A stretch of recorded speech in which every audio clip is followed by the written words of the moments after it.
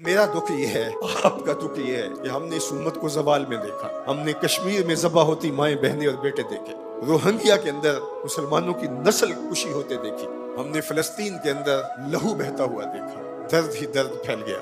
आज इन यतीमों के सर पे कोई हाथ रखने वाला नहीं है। 3 मार्च 1924 को हम यतीम हो गए थे।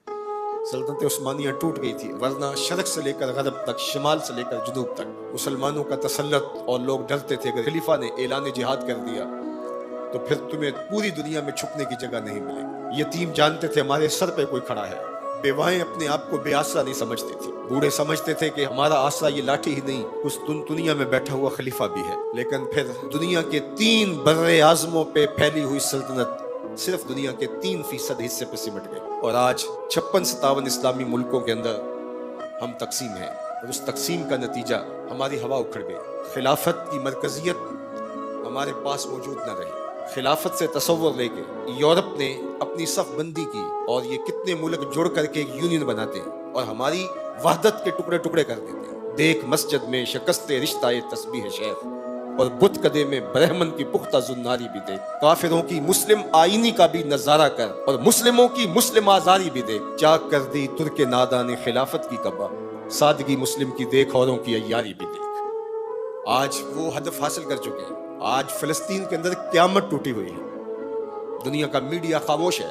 ये जो खबरें हमारे तक पहुंच रही हैं, ये बाकायदा सेंसर होके आ रही है। ये सोशल मीडिया की वजह से कुछ तस्वीर आ जाती है, कुछ बिलकते रोते बच्चे, कोई बैन करती माएँ, और कोई फरियाद करते बूढ़े हमारी जानब देख रहे हैं।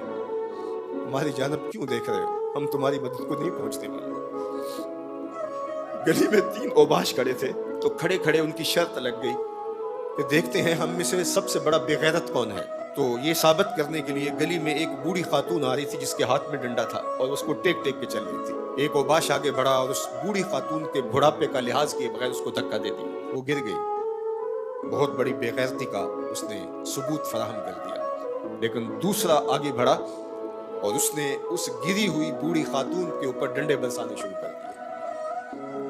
अब तीसरे की बारी थी, लेकिन वो साकित खड़ा था, और वो बूढ़ी खातून थोड़ा सा संभली और उस नौजवान को कहती है, तू सबसे बड़ा बेगैरत है। तो उन 2 नौजवानों ने पूछा कि कारनामे तो हमने सर अंजाम दिए, और सबसे बड़े बेगैरत की डिग्री तुम ले गए हो, और ये भी तुम्हें कह रही है। कहा, तुम नहीं जानते ये खातून मेरी माँ लगती है।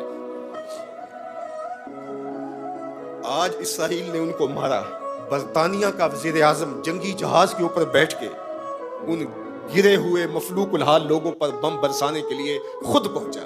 लेकिन वो कह रहे, उम्मत मुस्लिमा तुम बेगैरत हो, हम तुम्हारी माएँ लगती हैं, हम तुम्हारी बहनें लगती हैं,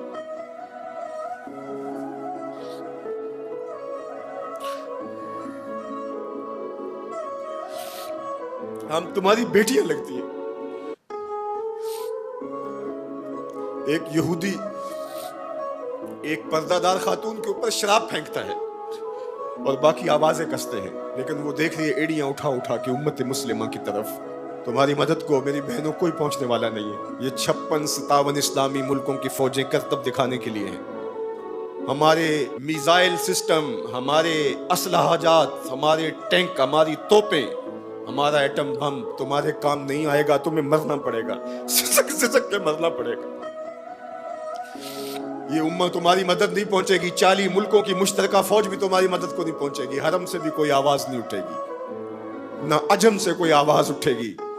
आज उम्मत मुस्लिमा एक तने मुर्दा है। OIC मुर्दा घोड़े की तरह है। बैतुल मकदस के एक कोने को आग लगी थी तो ये OIC बनी थी, और आज पूरे फलस्तीन को आग ने अपनी लपेट में ले लिया है। वहां यतीम ही यतीम फरियादें कर रहे हैं, वहां बेवाओं की सिसकियां हैं। हम इस हालत को क्यों पहुंचे?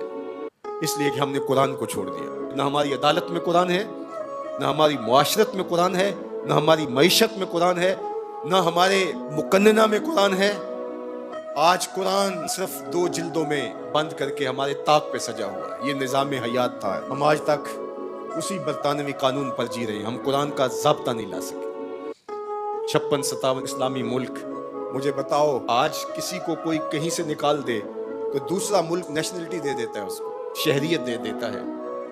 आज इस्लाम को मुल्क बदल किया गया। बताओ 56-57 इस्लामी मुल्कों ने, किसने इसको शहरियत दी है? کہاں جمہوریت، کہیں بادشاہت، کہاں شخصی نظم، 56-57 اسلامی ملکوں میں اسلام گھومتا رہا. میں غریب الدیار ہوں، مجھے شہریت چاہیے، لیکن کسی نے اسلام کو قبول نہیں کیا. در عجم گردیدہ ہم در عرب، مصطفیٰ نایاب ارزاں بو لہب. اقبال کہتے ہیں میں عجم میں بھی گھوما ہوں، میں عرب میں بھی گھوما ہوں، مجھے ابو لہب بھی ملا ہے، مجھے حضور کا نظام کہیں نہیں ملا. اج دین نبی دا وانگ یتیماں تے گھر کر تکے کھاوے. اے فلسطین کے یتیموں، تم اکیلے یتیم نہیں ہو. اس وقت اسلام بھی غریب الدیار ہے، اس کا کوئی وطن نہیں ہے. آج اسلام اپنے نظام کے ساتھ کہیں موجود نہیں ہے، اور یہ پستی اور یہ زبوحالی، یہ ذلت، یہ نکبت، یہ رسوائی ہمارا مقدر کیوں نہ ہو، قرآن سے دوری کے نتیجے میں رسوا ہو گئے. ہمارے دردوں کا مداوا قرآن ہی ہے، ہمارے دکھوں کا علاج قرآن ہی ہے. گر تو می خواہی مسلمان زیستن، نیست ممکن جز بقرآن زیستن.